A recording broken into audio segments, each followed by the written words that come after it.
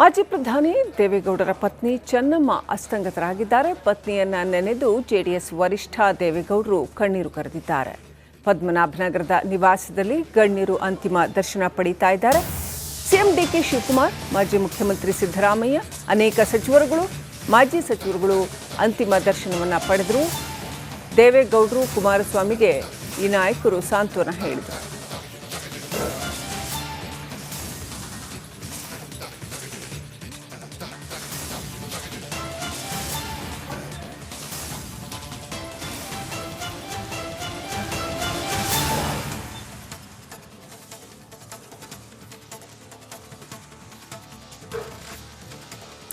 ಎಪ್ಪತ್ತೆರಡು ವರ್ಷಗಳ ಸುದೀರ್ಘ ದಾಂಪತ್ಯ ಜೀವನ ನಡೆಸಿದ ಚೆನ್ನಮ್ಮ ಅವರಿಗೆ 85 ವರ್ಷ ವಯಸ್ಸಾಗಿತ್ತು.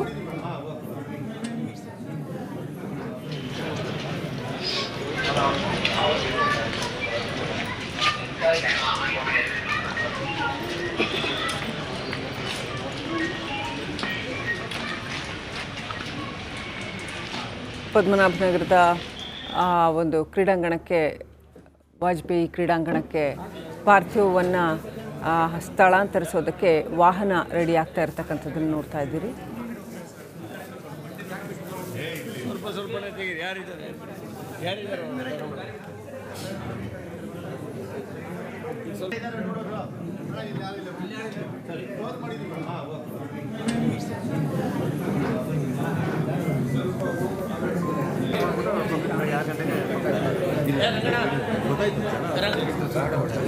ಬದಲಾಗ್ತಾನೆ ಇರ್ತಾರೆ ಒಟ್ಟಿಗೆ ಖಾಲಿ ಮಾಡಬಾರ್ದು.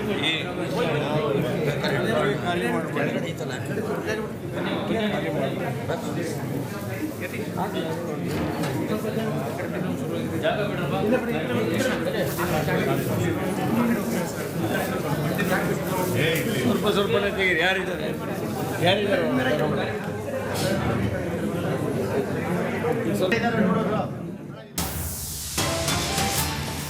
ವಾಜಪೇಯಿ ಕ್ರೀಡಾಂಗಣದಲ್ಲಿ ಸಾರ್ವಜನಿಕ ದರ್ಶನಕ್ಕೆ ವ್ಯವಸ್ಥೆ ಮಾಡಲಾಗುತ್ತೆ. ಕೆಲವೇ ಕ್ಷಣಗಳಲ್ಲಿ ತೆರೆದ ವಾಹನದಲ್ಲಿ ಮೃತದೇಹವನ್ನು ಶಿಫ್ಟ್ ಮಾಡಲಾಗುತ್ತೆ ಪದ್ಮನಾಭನಗರದಲ್ಲಿರುವಂತಹ ವಾಜಪೇಯಿ ಕ್ರೀಡಾಂಗಣಕ್ಕೆ. 11 ಗಂಟೆ 5 ನಿಮಿಷಕ್ಕೆ ಅನಂತರ ಬೆಂಗಳೂರಿನಿಂದ ಹಾಸನಕ್ಕೆ ಯಾತ್ರೆ ಹೊರಡಲಿದೆ. ಹೀಗಾಗಿ ವಾಜಪೇಯಿ ಕ್ರೀಡಾಂಗಣದಲ್ಲಿ ಕೂಡ ಸಾರ್ವಜನಿಕ ವ್ಯವಸ್ಥೆ, ದರ್ಶನಕ್ಕೆ ವ್ಯವಸ್ಥೆ ಮಾಡಲಾಗಿರುತ್ತೆ.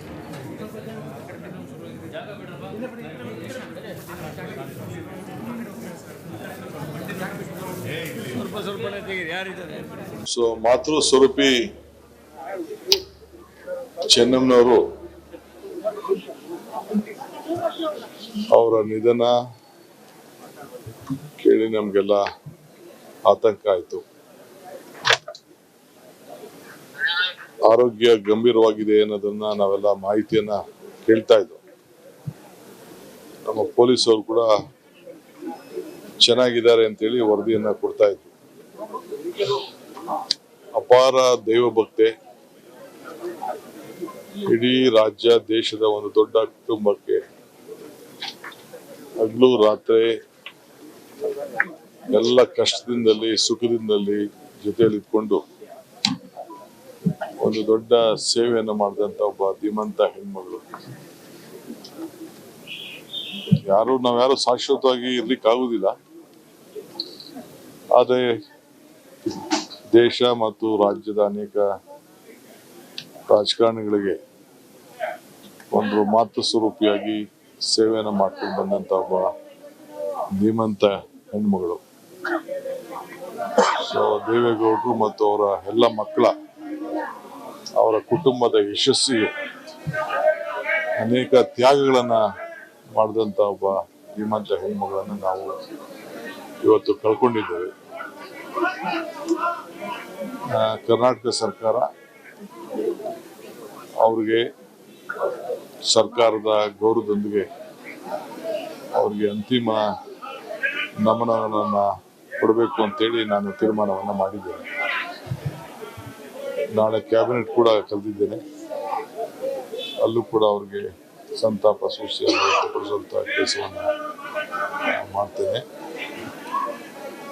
ಸೊ ಮುಂದಿನ ಏನು ಸೋಮವಾರ ನಾನು ಗೌಡ್ರ ಹತ್ರ ಮಾತಾಡಿದೆ. ಅವರು ನಾಳಿದ್ದು ಅಂತ್ಯಕ್ರಿಯೆಯನ್ನು ಇಟ್ಕೊಳ್ಳೋಣ ಅಂತೇಳಿ ತಿಳಿಸಿದ್ದಾರೆ. ಹಾಸನ ಜಿಲ್ಲೆಯಲ್ಲಿ ಅಲ್ಲೂ ಕೂಡ ನಾವೆಲ್ಲ ಕೆಲವು ಭಾಗವಹಿಸ್ತೇವೆ. ಸರ್ಕಾರದ ಎಲ್ಲ ತರದ ವ್ಯವಸ್ಥೆ ಕೂಡ ಮಾಡಿ. ನಮ್ಮ ಚೆನ್ನಮ್ಮ ಅವರು ನಿಧನ ಹೊಂದಿದ್ದು ಕೇಳಿ ನನಗೊಂಥರ ಶಾಕಿಂಗ್ ಆಯಿತು. ನಾನು 2-3 ದಿನ ಹಿಂದೆನೇ ಗೊತ್ತಾಯಿತು ಈ ಥರ ಅಮ್ಮ ಅವರು ಹಾಸ್ಪಿಟಲ್ ಇದ್ದಾರಂತ. ನಾನು ದಿಲ್ಲಿಯಲ್ಲಿ ಇದ್ದಿದ್ದ ಕಾರಣಕ್ಕೆ ನಾನು ಬರೋಕ್ಕೆ ಸಾಧ್ಯ ಆಗಿಲ್ಲ. ನಿನ್ನೆ ಸಂಜೆ ದಿಲ್ಲಿಯಲ್ಲಿ ಬಂದೆ ನಾನು. ಇವತ್ತು ನನ್ನ ಕ್ಷೇತ್ರದಲ್ಲಿ ಕಾರ್ಯಕ್ರಮ ಆಗಿದೆ. ನಾಳೆ ಹೋಗ್ಬೇಕಂತ ಇದ್ದೆ, ಹಾಸ್ಪಿಟ್ಲಲ್ಲೇ ಹೋಗಿ ನೋಡ್ಬೇಕಂತ ಇದ್ದೆ. ನನ್ನ ಆ ಯೋಗ ನನಗೆ ಸಿಕ್ಕಲಿಲ್ಲ ಅನಿಸ್ತದೆ. ನಂದು ಚೆನ್ನಮ್ಮಂದು ಎಲ್ಲರಿಗೂ ಗೊತ್ತಿದ್ದಂಗೆ ಒಂಥರ ತಾಯಿ ಥರ ನೋಡ್ಕೊತಾ ಇದ್ದಿಲ್ಲ, ಯಾರನ್ನ ಬರಲಿ. ನಾನು ಈಗಲೂ ನನಗೆ ಜ್ಞಾಪನ ಇದೆ, 2004 ನಾನು ಮೊದಲೇ ಎಲೆಕ್ಷನ್ ಸೋತಾದ್ಮೇಲೆ ನಾನು ಸನ್ಮಾನ್ಯ ದೇವೇಗೌಡರು ಭೇಟಿ ಮಾಡಿ ಬಂದಿದ್ದೆ. ಅವಾಗ ನನ್ನ ರೂಮಲ್ಲಿ ಕರ್ಕೊಂಡೋಗಿ ಕೂಣಿಸ್ಕೊಂಡು, ಇದೆಲ್ಲ ನೀನು ಧೈರ್ಯವಾಗಿರ್ಬೇಕು, ಇದೆಲ್ಲ ರಾಜಕೀಯದಲ್ಲಿ ಗೆದ್ದು ಸೋಲು ಇದ್ದೇ ಇರ್ತದೆ, ಮುಂದೆ ನಿನ್ನ ಒಳ್ಳೆ ಭವಿಷ್ಯ ಇದೆ, ನೀನು ಧೈರ್ಯವಾಗಿರ್ಬೇಕಂತ ಹೇಳ್ಬಿಟ್ಟು ನನಗೆ ಅವತ್ತು ಊಟ ಮಾಡಿ ಕಳಿಸಿದ್ರು. ನಾನು ಯಾವಾಗ ಬಂದಿದ್ದೀನಿ ನನ್ಗಂತ ಇಲ್ಲ, ಯಾರನ್ನ ಸಾಮಾನ್ಯ ಜನ ಬರಲಿ, ಒಂದು ತಾಯಿ ಯಾವ ಥರ ನೋಡ್ಕೊತಾರೆ ಆ ಥರ ಎಲ್ಲರಿಗೂ. ತಿಂಡಿ ಟೈಮಲ್ಲಿ ಬಂದರೆ ಅವರೇ ಬಡಿಸಿ ತಿಂಡಿ ಕೊಡ್ತಾಯಿದ್ರು. ಊಟದ ಟೈಮಲ್ಲಿ ಬಂದರೆ ಯಾರನ್ನ ಇರಲಿ, ಸಾಮಾನ್ಯ ನಾನಂತ ಇಲ್ಲ ಅವರಂತ ಇಲ್ಲ, ಯಾರನ್ನ ಬರಲಿ ಅವ್ರಿಗೆ ಕೂಣಿಸಿ ಊಟ ಮಾಡಿಸಿ ಅವರೇ ಬಡಿಸಿ ತಿನ್ನಿಸೋರು.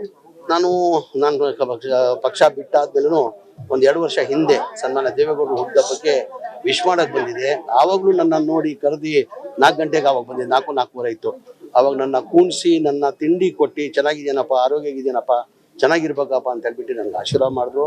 ಅವ್ರಿಗೆ ನನಗೆ ಈಗ ಇದು ಕೇಳಿ ಭಾಳ ನೋವನ್ನು ತಂದಿದೆ. ನನ್ನ ಚಿಂತನೆ ತಮಗೆಲ್ಲ ಗೊತ್ತಿರ್ಬೋದು, ದೇವೇಗೌಡರು ಚೆನ್ನಮ್ಮಂದು ಸಂಬಂಧ ಯಾವ ಥರ ಇತ್ತಂದರೆ ಗಂಡ ಹೆಂಡತಿ ಥರ ಇಲ್ಲ, ಒಂಥರ ಫ್ರೆಂಡ್ಲಿ ಆಗಿರ್ತಾ ಇದ್ರು. ನಾನೇ ಕಣ್ಣಾರೆ ನಾನು ಭಾಳ ಹತ್ರದಲ್ಲಿ ನೋಡಿದ್ದೀನಿ. ದೇವೇಗೌಡರು ತಿಂಡಿ ಕೊಡೋದಿರಲಿ, ಊಟ ಕೊಡೋದಿರಲಿ, ಆಮೇಲೆ ಅವ್ರಿಗೆ ಟ್ಯಾಬ್ಲೆಟ್ ಸಮೇತ ಅಮ್ಮ ಅವರೇ ಕೊಡ್ತಾ ಇದ್ದು ನಾನು ಕಣ್ಣಾರೆ ನೋಡಿದ್ದೀನಿ. ಇವತ್ತು ಎಲ್ಲೋ ಮಾತೃ ಸಮಾನರಾದ ಚೆನ್ನಮ್ಮ ದೇವೇಗೌಡರು ವಿಧಿ ನಿಯಮವನ್ನು ನಾವ್ಯಾರು ಕೂಡ ಮೀರಕ್ಕಾಗೋದಿಲ್ಲ. ನಮ್ಮೆಲ್ಲರಿಗೂ ಕೂಡ ಮಾತೃ ಸಮಾನರಾಗಿ ಬಡವರನ್ನು, ಸಾಮಾನ್ಯರನ್ನು,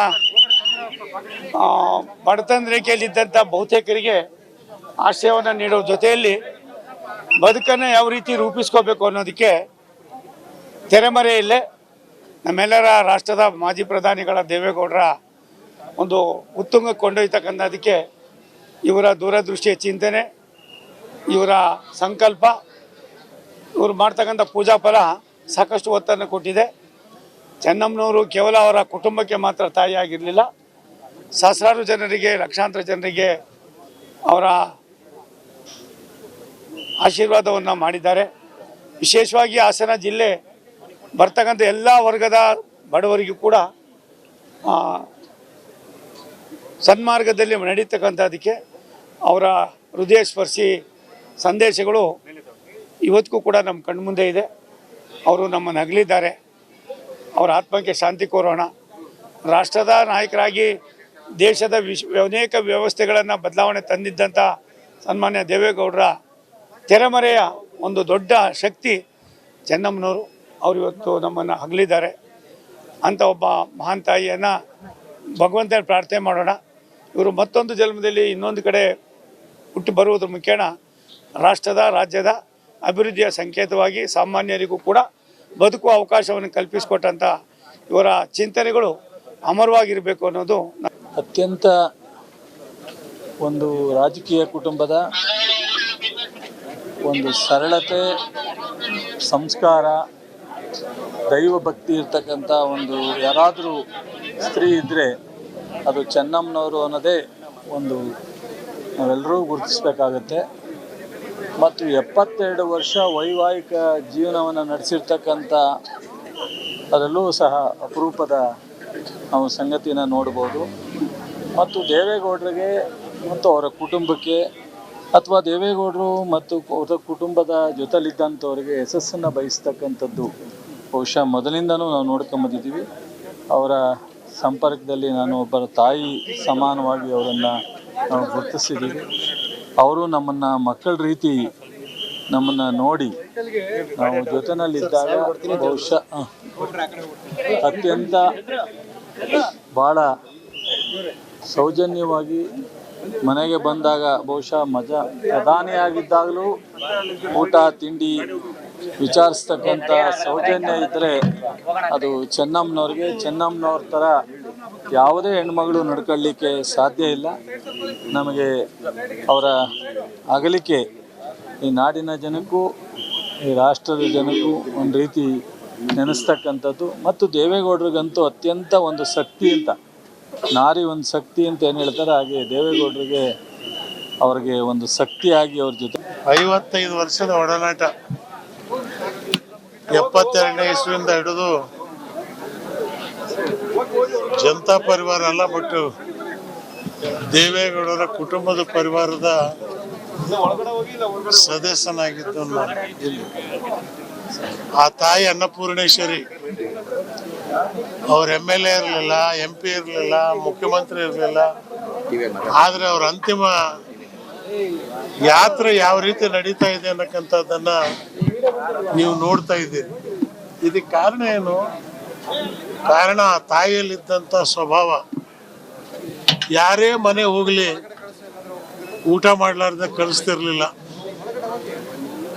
ಹೊಳನರಸೀಪುರದಿಂದ ಹಿಡಿದು ಬಸವನಗುಡಿ ಮನೆಯಿಂದ ಹಿಡಿದು ಮುಖ್ಯಮಂತ್ರಿ ಮನೆಯಿಂದ ಹಿಡಿದು ಪ್ರಧಾನಮಂತ್ರಿ ಮನೆವರೆಗೂ ಕೂಡ ಆ ತಾಯಿಯ ಸಾರಥ್ಯ ಇತ್ತು ದೇವೇಗೌಡರ ಜೊತೆ. ಪದೇ ಪದೇ, ಯಾಕಂದ್ರೆ ನಿಮಗೆ ಗೊತ್ತಿದೆ, ದೇವೇಗೌಡರ ಜೊತೆಯಲ್ಲಿ ಪ್ರಧಾನಮಂತ್ರಿ ಆಗಿದ್ದಾಗ ಕನಿಷ್ಠ 18 ಗಂಟೆ ಅವ್ರ ಜೊತೆಲಿ ಇರ್ತಿದ್ದೆ ನಾನು. ನನಗೆ ಅಮ್ಮ ಅವ್ರು ಫೋನ್ ಮಾಡೋರು, ಏನಾದರೂ ತಿಂದ್ರ ಗೌಡ್ರು, ಏನಾದರೂ ಕುಡಿದ್ರ, ಏನಾದರೂ ಕುಡಿಸಿ ಅವರ ಅಗಲಿಕೆ ಇಡೀ ರಾಜ್ಯಕ್ಕೆ ದುಃಖವನ್ನು ಉಂಟು ಮಾಡಿದೆ. ದೇವೇಗೌಡರ ಯಶಸ್ಸಿನ ಹಿಂದೆ ಅತಿ ದೊಡ್ಡ ಶಕ್ತಿ ಇವತ್ತು ನಾವು ಕಳ್ಕೊಂಡಿದ್ದೇವೆ.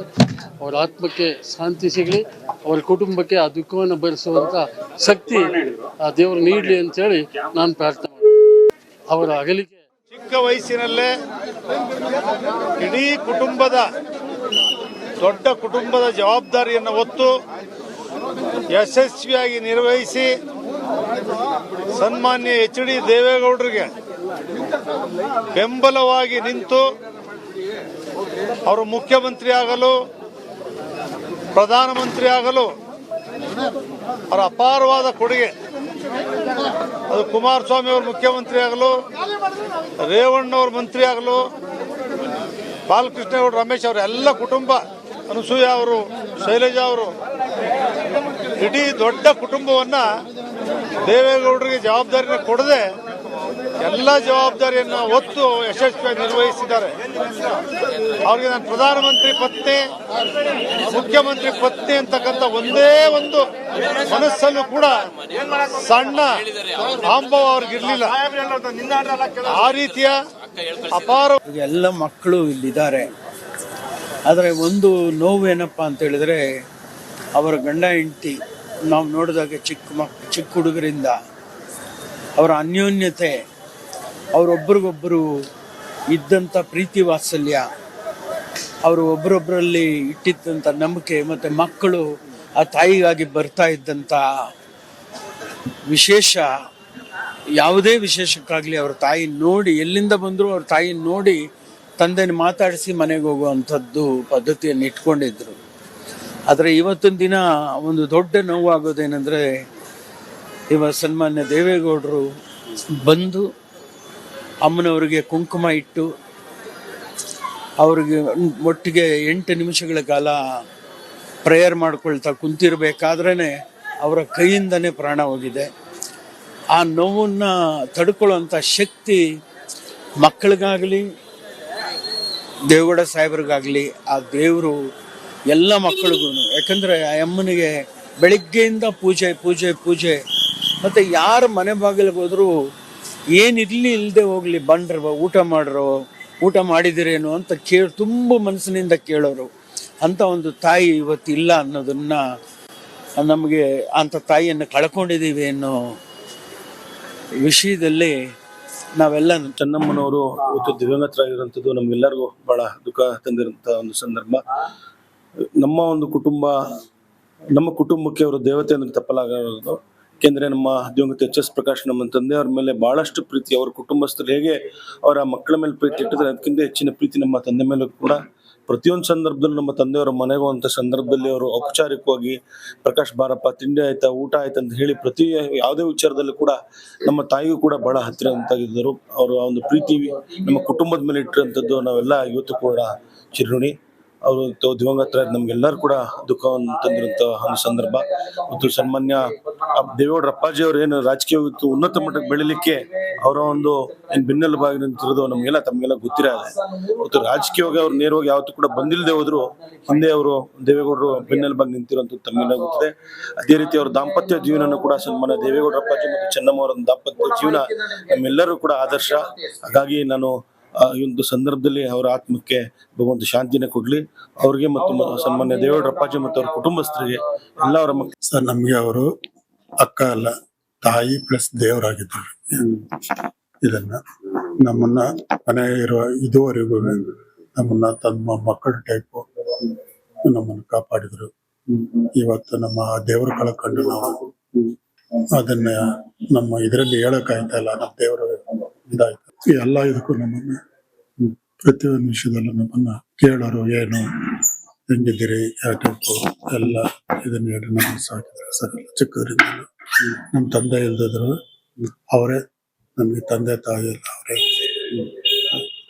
ಗೌಡ್ರಿಂದ ಅವರು ಆ PS ಕರೆಸ್ಬಿಟ್ಟು